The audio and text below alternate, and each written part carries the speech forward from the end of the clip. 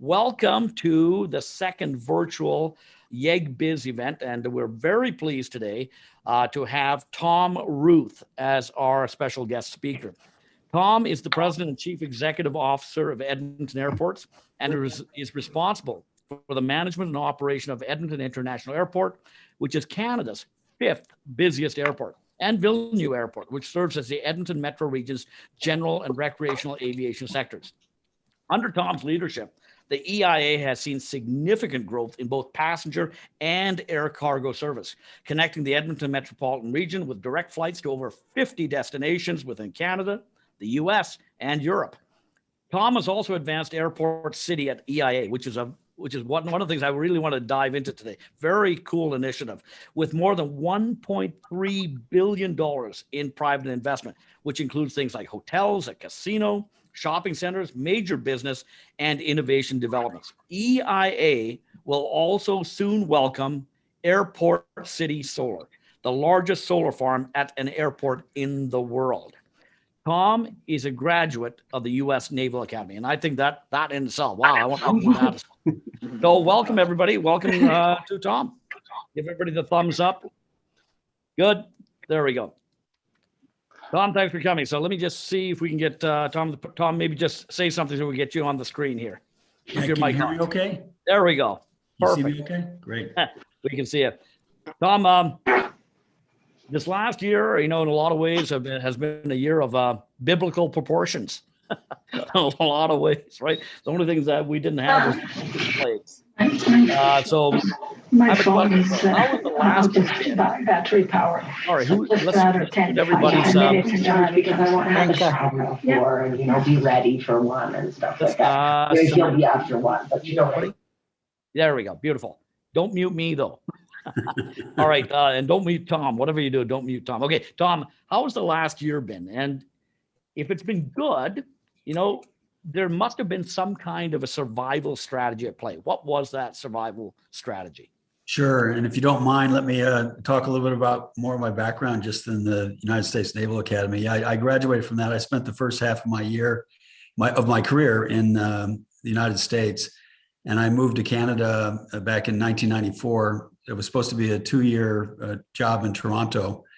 And I fell in love with Canada, and then I fell in love with the Canadian, my wife from Toronto, and have worked all over Canada in a bunch of different areas. So not to go over, I just wanted to share my background. I'll talk a lot about U.S. and Canada, Canadian citizen, and we're so interlinked in North America. But yeah, the last year has been very challenging. I would say most people that are involved in aviation or businesses related to aviation will say we were the first ones that were negatively affected by COVID, and we're probably the last ones to come out of it in some ways.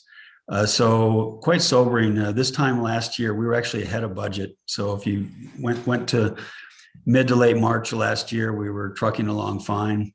And then all of a sudden, really the carpet just got swept out from under us.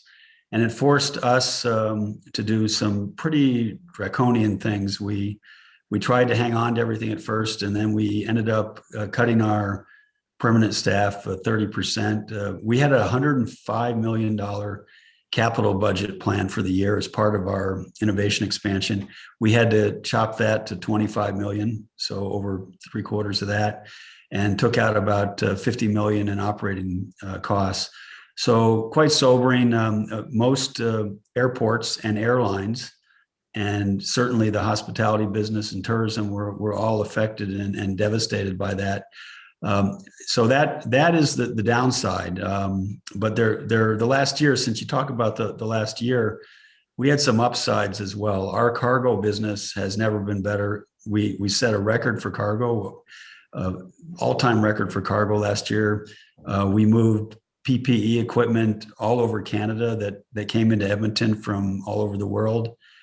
E-commerce, we'll talk a little more later about e-commerce and the explosion there. So our cargo and commercial side grew quite a bit, but it was a sobering year for us on passengers, especially when you consider that passenger traffic, direct and indirect revenues from that are about 90% of our business.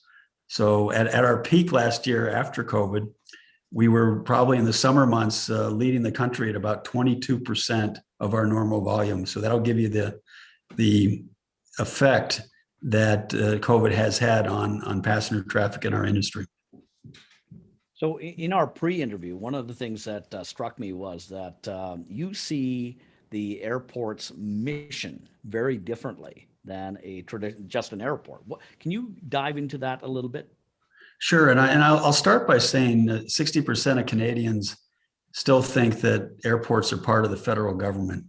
And airports, we're actually quite entrepreneurial. We're a non-share capital corporation. We certainly have a lease with the federal government for our land. And in fact, we pay rent. In a normal year, we pay about $20 million rent to the federal government for that land. But we literally have to make money over time to really keep our landing fees down for the airlines, keep our costs down, and as well as to do expansions of infrastructure that we need. So that's been a real challenge, and I missed the rest of your question when I started that. Well, the actual mission, you actually sure. see yourself as a blank. Yeah, we if you were to ask us what our role is at airports, all of us in the airport, in one sentence, I would encapsulate it by saying, after safety and security, our role is to create an economic prosperity for our region in a sustainable way, and that's really it. That's what we're here for. So, with that's your mission. The business model that you are pursuing, the one you have in place and the one you want to expand on, how is it different than the other major Canadian airports? And what do you think the main strategic advantage is? So probably the biggest difference is we don't view ourselves as a utility like many airports do. And that would be airports around the world. We really see ourselves as an economic engine. And an economic creator. So a great example of that is our airport city that we've been developing over the last, let's say, 7 years or so, with the previous 3 years before that just be putting the infrastructure in place for the airport city. There are very few airport cities around the world, and even less that are successful. But that's a big differentiator for us. The airport city itself, you'd already mentioned like close to $1.5 billion worth of private investment with about 25 different developments over the last 7 years, and creating all kinds of jobs. There were like 13,000 direct and indirect jobs created in the 3 years before COVID. So that is a differentiator for us, the airport city, and you'll find that there's a tie-in with aviation with the airport cities, direct and indirect. The other thing you'll find with Airport City is if we're doing our job right, it's creating all kinds of jobs that are cascading from the airport outward to the entire region, and we're seeing that as being successful as well. Let's dive into this idea of Airport City. Tell us what it is and why it confers such an advantage. One of the things that surprised me was you are your own municipality. Is that correct? That's in many ways correct. Is we're like our own small city, and I say that with the help of the people that are around us. But we have the ability, again, our electricity and then the utilities and everything around the airport is we are a big part of all that. Permitting, just getting all those things that generally take more time, we can do quicker because they're under our control, working with Leduc County. So we've got those are big advantages in moving fast. If I use that as an example, in the Aurora Cannabis, from the time that we first spoke to Aurora Cannabis to the time that there was a shovel in the ground was less than 2 months. So that's a big advantage, to have kind of a bit more control over your own ecosystem. But having said that, the reason that we do all that and create all this growth is in order to have more jobs for our entire community. That's the whole purpose of our existence. I like to say that it's quite a pure mandate, which I think is very attractive to many of us working at the airport, is that we don't have stock options or other things, so we know that the things that we're doing we're filtering through what's in the benefit for our whole community, and hopefully for each of you directly and indirectly, depending on what your businesses are. Let's talk about geographic advantage. Edmonton is where Edmonton is. So what is it that we have as a natural advantage that allows us to compete? And the question is, compete with who? So what's the natural advantage, and who are our real competitors? Yeah, so our natural advantage, let me use a big example of that, which is, let's just talk about air cargo and what we like to call the air pipelines that move goods in and out of our region. We are blessed first because we're on the circumpolar route. So it's it is closer from some places in Asia to Edmonton than it is from Asia to Seattle, just by virtue of the curvature of the earth. So that's one northern advantage.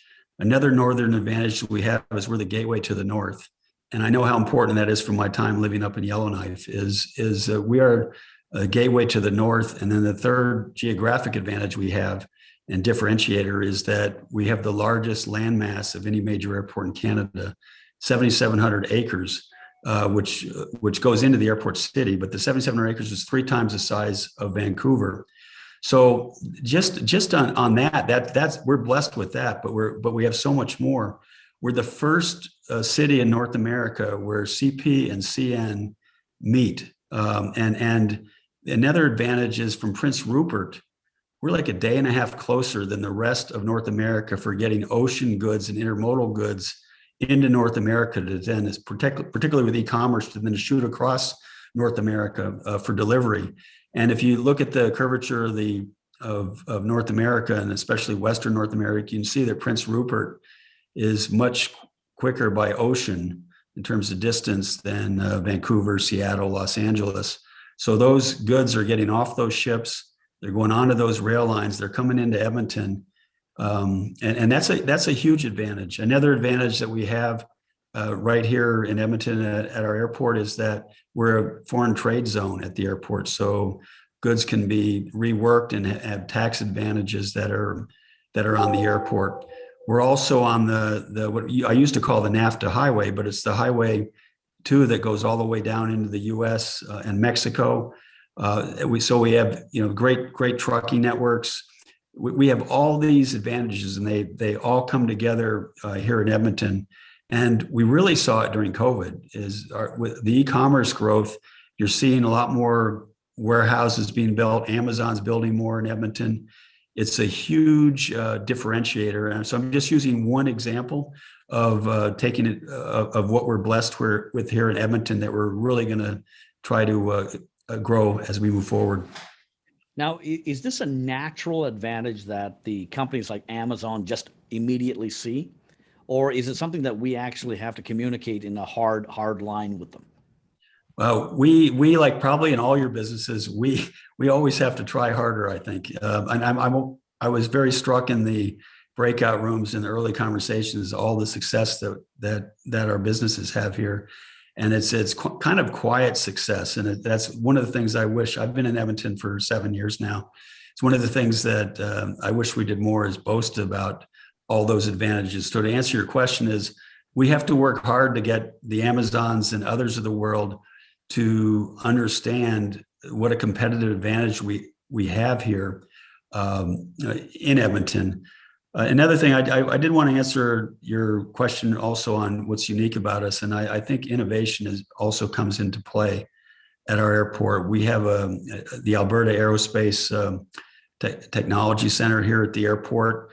We got about 30 incubator companies, and many of you are work in the same environment downtown or other parts of Edmonton. We have these incubator companies. We have drone companies that are at the airport. All kinds of innovation going on that's part of our overall ecosystem here in the region. One of the topics that is near and dear to your heart is environmental sustainability. Yeah. So tell us about the environmental sustainability initiatives that EIA currently has on the go. For sure. Thanks for bringing that up, because I really see that as a unique differentiator as well, and something that we've accelerated our growth in over the last 3 or 4 years. So examples of that is first of all, we really hope we'll be the first airport to go beyond net zero in removing CO2. Our terminal tower and our terminal itself are both the LEED Gold certified. For the last 2 decades, we've had an energy management program that has taken the energy intensity of the airport down in half, despite the fact that we've doubled the footprint and size. We mentioned the world's largest solar farm. It's going to be over 600 acres, by the way, of solar farm, about the equivalent of 313 CFL football fields, 340,000 solar panels, enough to power almost 30,000 homes right at the airport. And then we also have, just coming online now, as a cogen facility that will remove 20% of CO2 emissions from the airport. It is huge for us, not only just in terms of being the right thing to do, but more and more you're going to see in aviation, airlines and airports and everybody related to aviation is going to be looking to fly into places that are really paying attention to our sustainable initiatives. So we see it as the right thing to do, but also a competitive advantage. The current plan. So COVID's been up a little over a year right now. Maybe we'll get some restrictions lifted shortly and such, get back to flying. What are your current plans, though, to reopen the airport? Well, first of all, I love the polls, and I was glad to see that about half of you are going to fly. I know I've flown a lot, by the way, I should say, up until the more recent restrictions where the government provincially and federally have encouraged us not to fly. But before that, I really see flying as quite safe. But in terms of the recovery, I'm encouraged that vaccines are coming. I know slower than we want right now. I'm encouraged by the pent-up demand that everybody says is there for flying. Somebody I talked to recently called it revenge flying. These people we're all going to go out and fly. And for Edmonton, I see a huge advantage for a couple of reasons. One is we've been kind of leading the country in many months, even in February, just in terms of the people that are flying. Again, very small percentage, but it's flying for essential travel and other businesses. So there's a propensity in Edmonton to fly. Secondly, we're 80% domestic, and most analysts think that the domestic business will come back first. We're also blessed that our traffic is 90% O&D, so that's origin and destination traffic. So we have a bit more control of the traffic that's going to be coming to and fro. But the challenge for us in the short term is we need more of a consistent policy, certainly at the federal level, on what's the criteria for return to travel going to be. So all of us hey, it's now quite safe to travel based on what the government mandates are. That's going to be really important to us. We think we were off by maybe 3 or 4 months, all of aviation, in terms of when the North American recovery was going to happen. We thought it was going to maybe start sometime early in this quarter. And now we're thinking it'll probably be sometime in early summer, again, based on COVID and also vaccines, who wins that race and when does that get better? I should also say that in the United States, traffic is already coming back up almost 40 or 50%. And it's happening fast, is my only point there. It may be too fast for a lot of us when we look at those COVID numbers in the US, but as the vaccines are going forward, they're already having a pretty decent recovery on aviation. So, by the way, if you have questions for Tom, we're going to open up the mics in about 5 to 6 minutes. I see we got a couple in there. Please put your questions into the chat box, and we'll address them one by one, as long as they're good questions. Okay, so let's use the benefit of hindsight. Let's use the benefit of hindsight. And let's imagine that it is December of 2019, or you could even say January of 2020. What would you have done different to prepare for COVID shutdown of the airport and anything else, the economy as a whole? What would you have done differently with the benefit of hindsight? Well, with the benefit of hindsight, that's a really good question. I would say one of the things we've learned through COVID is we've gotten a lot more efficient. We've had to, and I think that may be true in a lot of businesses. So, benefit of hindsight, maybe having 3 months ahead to just put those efficiencies in place. I'm quite proud of what our employees are doing right now. We're actually, even though we're not as busy with passengers, we're actually quite busy. So, yeah, I just some of the efficiencies, but there's not, frankly, a whole lot that we would have changed, because we often talk in our business with our employees about, let's just deal with the things we can control and influence. And a lot of things from COVID, we could not control and influence. So there aren't a lot of things that I would change, and like there are not a lot of things that I would have cut back on in that 3 months that I think would have been a game changer for us in prepping. What we are doing right now is planning for the recovery. And I like to think we're like a coiled spring right now. We're just waiting for when the recovery starts so that we can pounce and make sure that we have everything in place. When you asked that question, I was gonna go to maybe cleanliness. I mean, the airports have always been clean, but wow, if you come to the airport now, the things that we have in place, the self baggage without touching the touchless baggage. We actually have UV rays on the handrails. We're the first company in Alberta to have that. So we're doing all kinds of things to stop anything that would be harmful in terms of that's related to COVID. Okay, this will be the final question for me. Then we're going to open it up. And the final question, and I know I'm going to get spanked unless I ask this question, right? I know we have 50 direct flights to different places, right? How do we get more? What is the secret for a marketplace to warrant getting more direct flights? What can we do as consumers? Yeah, so I'll talk about consumers and business. First of all, let me use the San Francisco flight as an example. Is when we got that San Francisco flight a couple of years ago, that was literally because the airport, in conjunction with our business community, went to the airline and said, we need this flight. We've got all this technology happening in Alberta and in Edmonton, and we need to have this flight. And so we had business leaders that went hand in hand with the airline and the city to say, listen, if you put this flight on, we're gonna use it. We're gonna use it for business. We will put our money where our mouth is in terms of we'll be using that flight. So that's really important. Demand. The airlines really look at demand. The other thing that's really important is to take nonstop flights, because when we do have the nonstop flights and we use those nonstop flights, the airlines look at that and they would much rather fly us nonstop if they had a good full load. Another important component is when airlines look at flights, they're looking at the whole picture. They're looking at how much cargo is going to go in the belly to that destination. They're looking at revenue per aircraft. The other thing they're looking at is their yield. So it's not good enough like it was 10 years ago to just have a plane full if everybody's got a low fare. So they're looking at the yield of that aircraft. And we, frankly, in Edmonton have a less propensity to fly in the front of the plane than, let's say, Calgary. Calgary has twice the propensity of people that will fly in the front of the aircraft. So the airlines look at that. They say, are you giving us enough yield for those flights? But I'm proud of the nonstops that have been generated over time, and we're actually looking forward to building back more in the future. But it is really based on not just the airport going out and talking to these airlines.